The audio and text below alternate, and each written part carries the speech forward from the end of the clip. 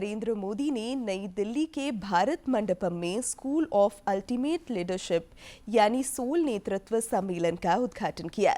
सम्मेलन को भूटान के प्रधानमंत्री दासो शेरिंग तोब्गे ने भी संबोधित किया। 2 दिन के सम्मेलन में राजनीति, खेल, कला, मीडिया, आध्यात्म, लोकनीति, व्यापार और सामाजिक क्षेत्र से जुड़ी हस्तियां अपनी सफलता की गाथा साझा करेंगी। अपने संबोधन में प्रधानमंत्री नरेंद्र मोदी ने कहा कि व्यक्ति निर्माण से ही राष्ट्र का निर्माण होता है।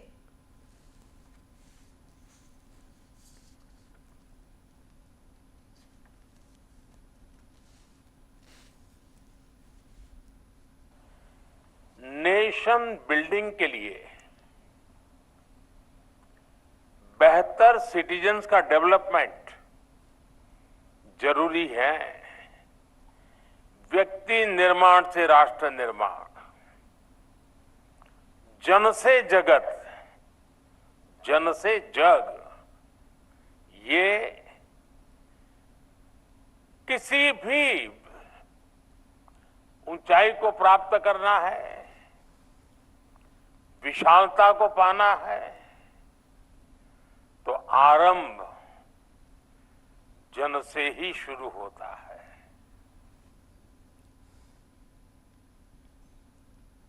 झारखंड विधानसभा का बजट सत्र 24 फरवरी से शुरू हो रहा है। वित्त मंत्री राधाकृष्ण किशोर 3 मार्च को वित्तीय वर्ष 2025-26 का बजट पेश करेंगे। बजट सत्र के सुचारू संचालन को लेकर विधानसभा अध्यक्ष रविंद्रनाथ महतो ने आज विधायक दलों की बैठक बुलाई है। स्पीकर की बैठक आज पत्रकारों के साथ भी होगी। इससे पूर्व बजट सत्र की तैयारियों को लेकर उन्होंने विभागीय अधिकारियों के साथ बैठक की थी और कई निर्देश दिए थे। इस बार के बजट से राज्य की जनता को बहुत उम्मीदें हैं। ऐसा माना जा रहा है कि इस साल बजट आकार में करीब 7 से 8% की बढ़ोतरी हो सकती है। झारखंड जगुआर एसटीएफ का आज 17वां स्थापना दिवस मनाया जा रहा है। इसे लेकर झारखंड जगुआर मुख्यालय टेंडर ग्राम में कार्यक्रम का आयोजन किया गया। झारखंड के पुलिस महानिदेशक अनुराग गुप्ता ने समारोह का शुभारंभ किया। इस दौरान झारखंड जगुआर एसटीएफ के जवानों ने पुलिस महानिदेशक को गार्ड ऑफ ऑनर दिया। स्थापना दिवस को लेकर झारखंड जगुआर मुख्यालय में जवान कई तरह के कार्यक्रम कर रहे हैं और करतब भी दिखा रहे हैं।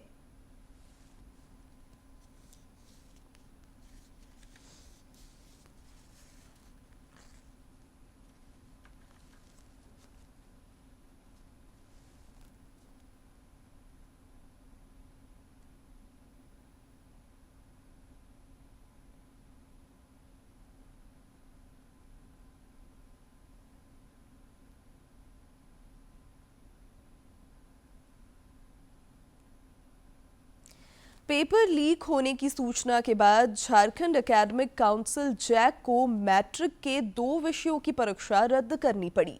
अब तक की जानकारी के मुताबिक पेपर लीक होने के तार कोडरमा, गढ़वा और गिरिडीह से जुड़े हैं। इन जिलों के उपायुक्त और एसपी को पत्र भेजकर 24 घंटे में रिपोर्ट मांग की गई है। पेपर लीक मामले में जांच के क्रम में कोडरमा के मरकच्चो से एक कोचिंग संचालक को भी गिरफ्तार किया गया है। वहीं शिक्षा मंत्री रामदास सोरेन ने कहा है कि इस तरह की घटना बर्दाश्त नहीं की जाएगी। जल्द ही दोषियों को पकड़कर कड़ी कार्रवाई की जाएगी। उधर जैक अध्यक्ष नटवा हांसदा ने कहा कि सोशल मीडिया पर पेपर वायरल होने की जांच के लिए हाई लेवल कमेटी बनाई जाएगी। भाजपा के प्रदेश अध्यक्ष बाबूलाल मरांडी ने राज्य में डीजीपी नियुक्ति प्रक्रिया को लेकर सुप्रीम कोर्ट में अवमानना याचिका दाखिल की है।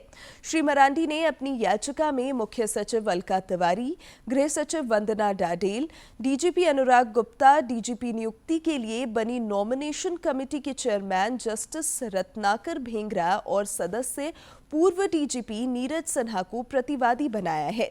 श्री मरांडी ने कहा है कि डीजीपी अनुराग गुप्ता की नियुक्ति सुप्रीम कोर्ट के आदेश की अवमानना है। झारखंड में बांग्लादेशी घुसपैठ का मामला एक बार फिर गर्मा रहा है। ताजा मामला संथाल के पाकुड़ में आतंकवाद की पाठशाला से जुड़ा है, जिस पर राजनीति बयानबाजी भी तेज हो गई है। भाजपा ने इस पर चिंता जाहिर करते हुए राज्य सरकार पर निशाना साधा है और आदिवासी समाज के अस्तित्व की रक्षा के लिए संघर्ष तेज करने का ऐलान किया है। झारखंड का जनजातीय बाहुल्य संथाल परगना राजनीति का हॉट प्लेट बना हुआ है। बांग्लादेशी घुसपैठ और आतंकवाद की ट्रेनिंग के खुलासे की वजह से यह इलाका फिर सुर्खियों में है। संथाल परगना फिर से राजनीतिक दलों के लिए अखाड़ा बनता दिख रहा है। सांसद निशिकांत दुबे के बाद अब पूर्व मुख्यमंत्री चंपई सोरेन के बयान ने सरकार को बैकफुट पर ला दिया है। पिछले लोकसभा और विधानसभा चुनाव में झारखंड के संथाल परगना में बांग्लादेशी घुसपैठ का मुद्दा छाया रहा था। चुनाव खत्म हो चुके हैं, लेकिन मुद्दा अभी भी कायम है। पूर्व मुख्यमंत्री एवं जनजातीय समाज के बड़े नेता और भाजपा विधायक चंपई सोरेन ने कहा है कि यह मुद्दा हमारे लिए कोई राजनीतिक या चुनावी नहीं, बल्कि एक सामाजिक मुद्दा है जो आदिवासी समाज के अस्तित्व से जुड़ा है। आदिवासी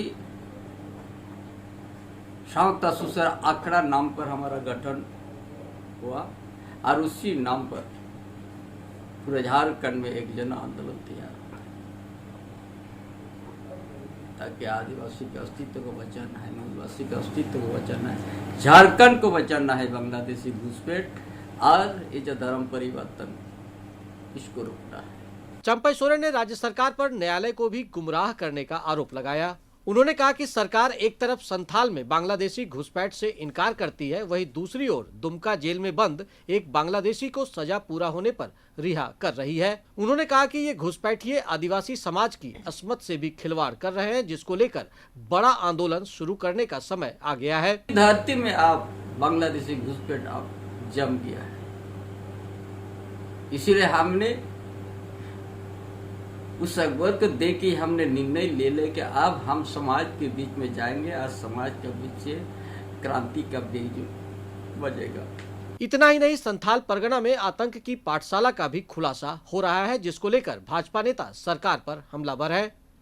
भाजपा सांसद निशिकांत दुबे ने राज्य सरकार पर करारा प्रहार करते हुए कहा कि बांग्लादेशी घुसपैठियों का मकसद संथाल परगना क्षेत्र को अपनी गिरफ्त में लेना है। मैं जो ये कह रहा हूँ कि बांग्लादेशी घुसपैठिया, आईएसआई, इन लोगों से जो ट्रेंड लोग हैं, अभी आपने देखा कि पाकुड़ में भी किस तरह से बांग्लादेश से लोग आया और ट्रेनिंग करा के पाकुड़ से चला गया।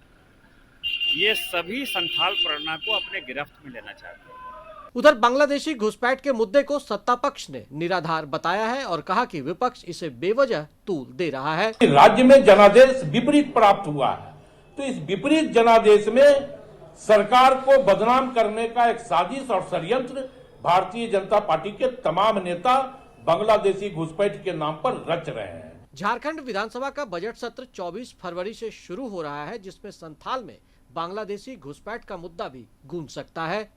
झारखंड की राजनीति में संथाल परगना का विशेष महत्व है। मुख्यमंत्री हेमंत सोरेन का निर्वाचन क्षेत्र भी इसी इलाके में आता है। ऐसे में इलाके की हर बात राज्य की राजनीति को प्रभावित करती है। संथाल में अवैध घुसपैठ के बाद अब आतंकवाद की ट्रेनिंग के खुलासे ने भाजपा को एक और मुद्दा दे दिया है, जिस पर आने वाले समय में घमासान के और तेज होने के आसार हैं। अपने सहयोगी विकास के साथ मैं दिवाकर कुमार, दूरदर्शन समाचार। हजारीबाग जिले के दारू प्रखंड के जौनिया गांव में उत्पाद विभाग ने लगभग 1 करोड़ रुपए की शराब जब्त की है। सहायक उत्पाद आयुक्त शिव कुमार साहू ने बताया है कि 1500 पेटी शराब एक घर में छिपाकर रखी गई थी।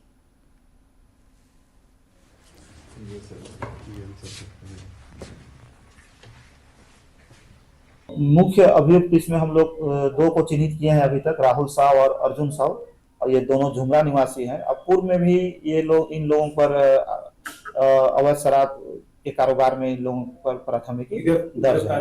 गिरफ्तारी नहीं हुई, क्योंकि आपको पूर्व में आपको बता चुके हैं कि ताला बंद था, ताला तोड़ के हम लोग जब्ती किए हैं। आकांक्षी जिला गढ़वा की तस्वीर बदल रही है। यहाँ विकास की असीम संभावनाएं हैं। स्थानीय लोग भंडरिया प्रखंड अंतर्गत बिचका स्थित ठोंगवा नदी के किनारे कोयले की खान को शुरू करने की मांग कर रहे हैं, जिससे इलाके में खुशहाली के द्वार खुल सकते हैं।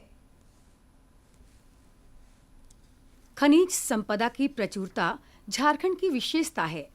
काला हीरा यानी कोयले का खान गढ़वा जिले के भंडरिया प्रखंड अंतर्गत बिचका में स्थित ठोंगवा नदी के किनारे भी मौजूद है, लेकिन यहाँ कोयला उत्खनन नहीं होने से उनका फायदा स्थानीय लोगों को नहीं मिल पा रहा है। ग्रामीणों ने सरकार से यहाँ पर कोयला उत्खनन शुरू करने की मांग की है। हम लोग चाहते हैं कि राज्य सरकार, केंद्र सरकार हम लोगों को कोयला यहाँ से उत्खनन करवा करके अगर यहाँ के ग्रामीणों को रोजगार दे तो बहुत अच्छा रहता। इस नदी में ऊपरे से सगर कोयला दिखा रहा है, बहुत बड़ा परत में यहाँ कोयला है और ये कोयला तिहारो हुटार होते हुए बिंदा तक फैला हुआ है। अगर ये राज्य सरकार या केंद्र सरकार मिल करके अगर यहाँ का खदान खुलवा दिया जाता तो यहाँ के लोगों को रोजगार मिल जाता। ग्रामीणों ने कहा कि खनन माफिया और भट्ठेदारों द्वारा यहाँ से कोयले का अवैध कारोबार चलाया जा रहा है, जिससे प्राकृतिक संपदा का दोहन हो रहा है। बहुत बड़ा लेयर नदी के बहाव में जो किनारे होता है नदी का, उसमें लगभग बहुत बड़ा 2-3-4 फीट मोटा परत कोयला का दिख रहा है और यहाँ से बहुत सारे लोग ईंटा के लिए बहुत जगह जगह चोरी के माध्यम से ले जा करके ईंटा पकाते हैं और अपना व्यवसाय करते हैं। इधर पलामू सांसद बीडी राम ने इस मामले में बताया कि बिचका में कोयला तो है, परंतु इतना कोयला नहीं है कि यहाँ पर कोयला माइंस खोला जा सके। वो इतना नहीं है। गढ़वा जिला में बिचका में बहुत बार इस बात की चर्चा होती है, वो कमर्शियली एक्सप्लॉइटेबल और वायबल नहीं है। वो जो ऊपर सतह पर दिखाई पड़ता है कोयला, इसलिए लोगों को लगता है कि बहुत कोयला है यहाँ पर वो कोयला का जितना मतलब कि कमर्शियली एक्सप्लॉइटेशन करने के लिए चाहिए स्टॉक उतना नहीं है। गढ़वा में कोयले के खान के अलावा विकास की असीम संभावनाएं हैं। केंद्र सरकार के प्रयासों से अब इस आकांक्षी जिले की तस्वीर भी बदल रही है। गढ़वा से विजेंद्र तिवारी की रिपोर्ट। इधर जमशेदपुर के टेल्को क्षेत्र में पुलिस ने गश्ती के दौरान 2 अपराधियों को गिरफ्तार किया है। इनके पास से 3 किलो गांजा की बरामदगी हुई है। पुलिस मामले की छानबीन में जुटी है।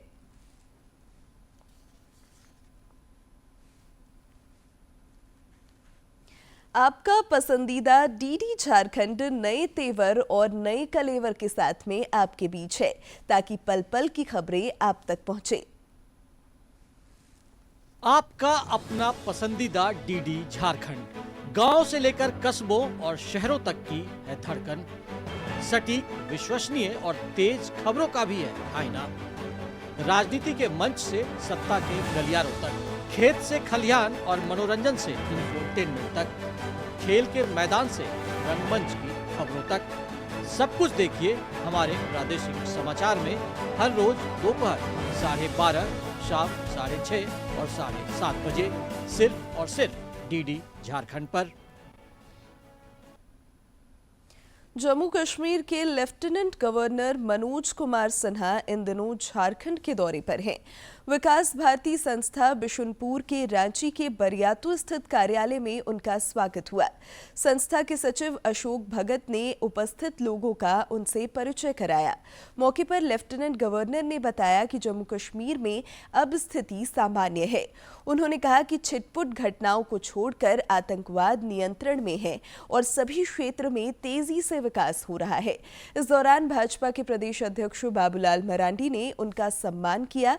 मौके पर वरिष्ठ प्रचारक गुरुशरण, चतरा सांसद कालीचरण सिंह, रांची और हटिया के विधायक समेत अन्य लोग मौजूद रहे। भारत सरकार के युवा कार्यक्रम एवं खेल मंत्रालय वतन को जानो कश्मीरी युवा आदान प्रदान कार्यक्रम के तहत 150 छात्र छात्राएं जम्मू कश्मीर से धनबाद पहुंचे हैं। ये छात्र छात्राएं IIT, ISM, कोयलांचल विश्वविद्यालय, मैथन डैम, तोपचांची झील समेत कई जगह पहुंचे और यहां की बोलचाल, रहन सहन और संस्कृति से अवगत हुए। छात्र छात्राओं ने बताया कि जम्मू कश्मीर से धारा 370 हटने के बाद काफी बदलाव आया है। अब लग रहा है कि जम्मू कश्मीर भी भारत का हिस्सा है। विद्यार्थियों ने कहा कि धारा 370 हटाने के बाद हमारे यहाँ भी कई विकास के कार्य हो रहे हैं। साथ ही कहा कि अब हम लोग बिना डरे घर से बाहर निकल रहे हैं।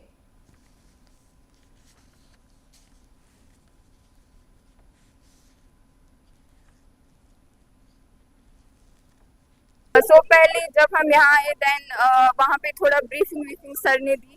देन सेकेंड डे हम आईआईटी गए, फिर वहाँ से डैम गए, आईआईटी एक्सप्लोर किया, वहाँ के इनोवेशंस बहुत बढ़िया लगा। मतलब वहाँ जाके ये हमें लगा कि हम यहाँ पे क्यों नहीं है। इस वर्ष 22 साल के युवाओं को देश के अलग अलग हिस्सों में जाकर वहाँ पे हो रही सामाजिक, आर्थिक, तकनीकी प्रगति से अवगत कराने का, एजुकेशनल, एकेडमिक्स और इंडस्ट्रियल विजिट्स के माध्यम से जो है उनको ये संदेश देने का कि देश में बहुत सारी अपॉर्चुनिटीज है, एवेन्यूज हैं, उन पे जाएं और मेन स्ट्रीम से जुड़े। और एक भारत श्रेष्ठ भारत का ये अद्भुत नमूना आप देखिए यहाँ कोई फीलिंग्स नहीं है, कोई अपना खा रहा है प्रेम से आ रहा, न कोई धर्म, न कोई बंधन, न कोई क्षेत्र, न कोई भाषा।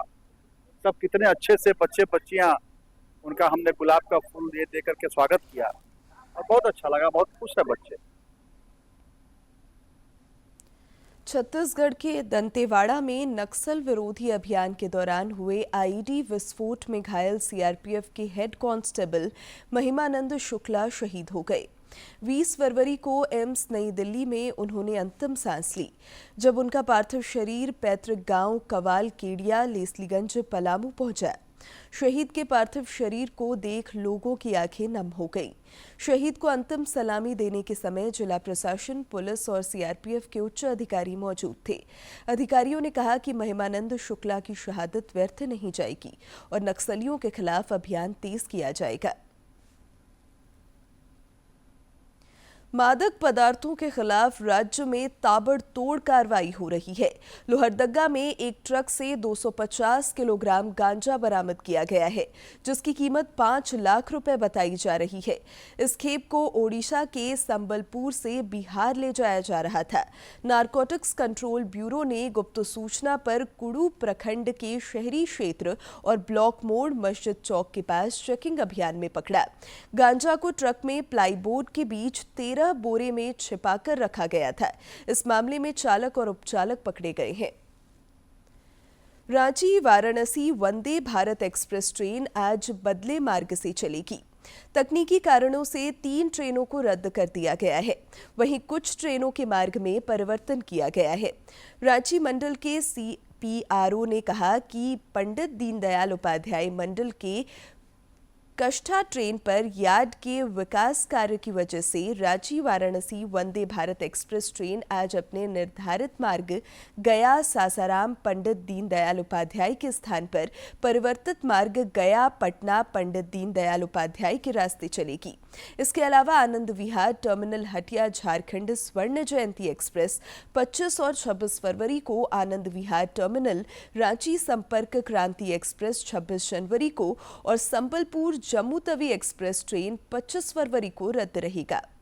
रांची मंडल के हटिया नुआंगा रेलखंड की टाटी स्टेशन पर नॉन इंटरलॉकिंग कार्य की वजह से 2 ट्रेनों के समय में परिवर्तन किया गया है। आइए अब देखते हैं राज्य के विभिन्न जिलों की खबरें फटाफट अंदाज में।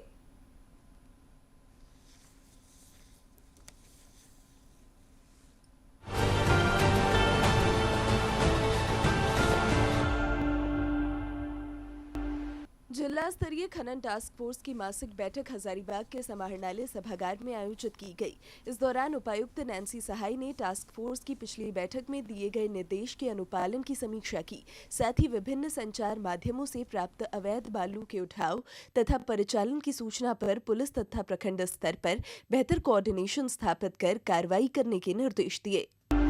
कस्तूरबा गांधी बालिका आवासीय विद्यालय राजमहल में बेटी बचाओ बेटी पढ़ाओ अभियान के तहत जागरूकता कार्यक्रम आयोजित किया गया। कार्यक्रम में बाल विवाह, बाल शोषण, बाल तस्करी और पॉक्सो एक्ट से जुड़े कानूनी प्रावधानों के संबंध में विस्तार से जानकारी दी गई।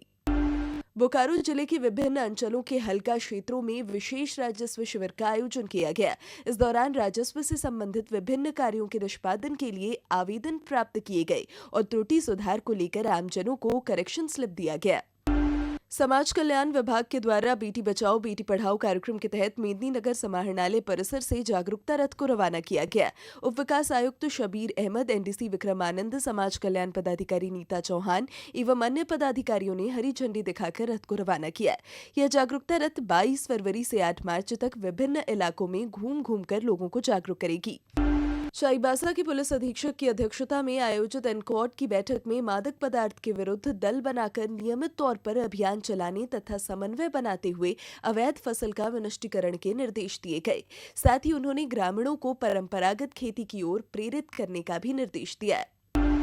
राजकीय इटखोरी महोत्सव में स्थानीय एवं मुंबई से आए कलाकारों को देखने व सुनने के लिए लोगों की काफी संख्या में भीड़ पहुंच रही है। इस दौरान कलाकारों ने अपने संगीत के सुरों से समा बांधा। आज भी कई भव्य रंगारंग कार्यक्रमों का आयोजन किया जाना है।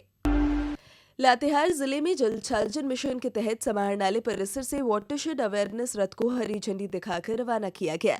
जल छाजन का मुख्य उद्देश्य जल, जंगल एवं मृदा का संरक्षण करना है। वाटरशेड अवेयरनेस रथ के माध्यम से लातेहार के पंचायत पांडेपुरा, डेमू, मोंगर, सीशी, भुसुर, पेशरार, जालिम खुर्द पंचायत अंतर्गत प्रचार प्रसार कर जल, जंगल एवं जमीन के संरक्षण के प्रति जागरूक करने का कार्य किया जाएगा।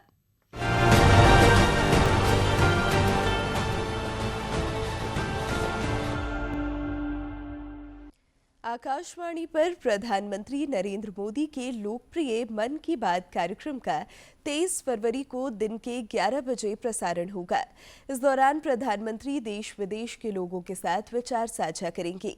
इस कार्यक्रम में आम लोग भी अपने सुझाव माईगॉव पर दे सकते हैं। संघर्षों के कुछ किस्से, कहानी कुछ सफलताओं की, अनकही विरासत की, उम्मीदें नए भारत की। महीने के आखिरी रविवार का रहता है इंतजार। ब्रह्मपुत्र के घाट से हिमालय के विस्तार तक होती है मन की बात प्रधानमंत्री के साथ। तो सुनिए इस महीने 23 फरवरी सुबह 11 बजे मन की बात आकाशवाणी और दूरदर्शन के सभी चैनलों पर। मन की बात के प्रादेशिक भाषाओं में अनुवाद का पुनः प्रसारण आप सुन सकते हैं रात 8 बजे आकाशवाणी और दूरदर्शन के सभी प्रादेशिक चैनलों पर। तो याद रखें, रविवार 23 फरवरी सुबह 11 बजे मन की बात। और अब बात मौसम की। रांची समेत राज्य भर में पश्चिमी विक्षोभ का असर दिखाई पड़ रहा है। कल रांची और अन्य कई जिलों में तेज हवा और बारिश के साथ ओलावृष्टि हुई।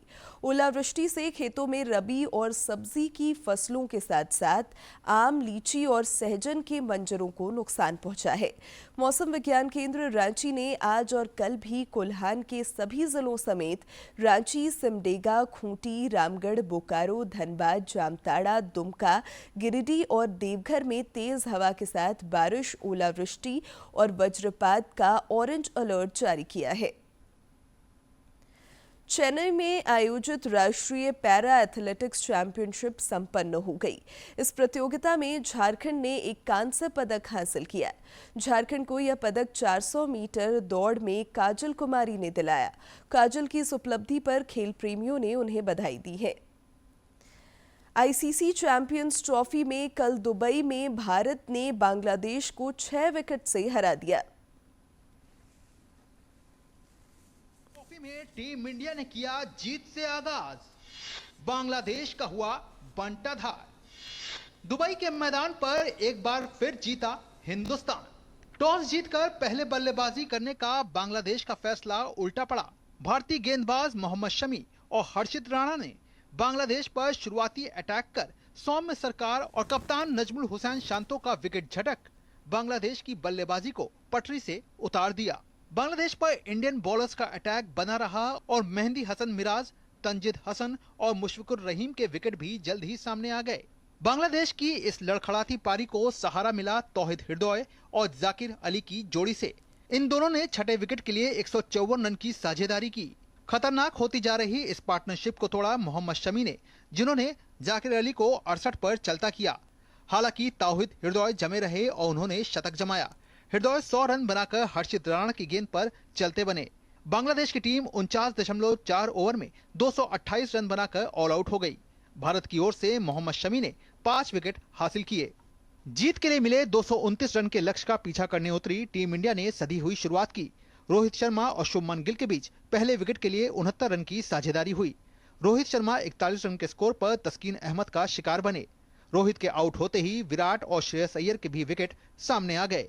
विराट 22 तो श्रेयस अय्यर 15 रन बनाकर पवेलियन वापस लौट गए, लेकिन शुभमन गिल जमे रहे और उनका दूसरे छोर से बखूबी साथ दिया केएल राहुल ने। गिल ने शतकीय पारी खेली। गिल के वनडे करियर का ये 8वां शतक भी रहा। शुभमन गिल की इस दमदार पारी के बल पर भारत ने बांग्लादेश को 6 विकेट से हराकर जीत के साथ चैंपियंस ट्रॉफी में अपने अभियान का आगाज किया। Sports desk, DD news. और एक नजर डालते हैं आज के इतिहास पर।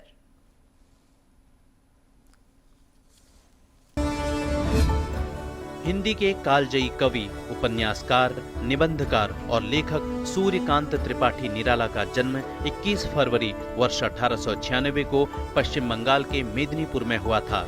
इनकी गिनती जयशंकर प्रसाद, सुमित्रानंदन पंत और महादेवी वर्मा के साथ छायावाद के प्रमुख 4 स्तंभों में की जाती है। इन्हें प्रगतिवाद, प्रयोगवाद और नई काव्य का जनक भी माना जाता है। निराला जी ने गरीब और शोषित वर्ग के प्रति हो रहे अन्याय पर भरपूर लिखा, पर लोकप्रियता इन्हें अपनी कविताओं के चलते मिली। अनामिका, परिमल, गीतिका, तुलसीदास, सरोज स्मृति और राम की शक्ति पूजा इनकी प्रमुख रचनाएं रहीं। निराला जी ने छंद, भाषा, शैली, भाव संबंधी नव्यतर दृष्टियों के तहत भी कई प्रयोग किए थे। 15 अक्टूबर 1961 को प्रयाग में इन्होंने अंतिम सांस ली थी। 21 फरवरी वर्ष 1894 को शांति स्वरूप भटनागर का जन्म अविभाजित भारत। अब अंत में मुख्य समाचार एक बार फिर।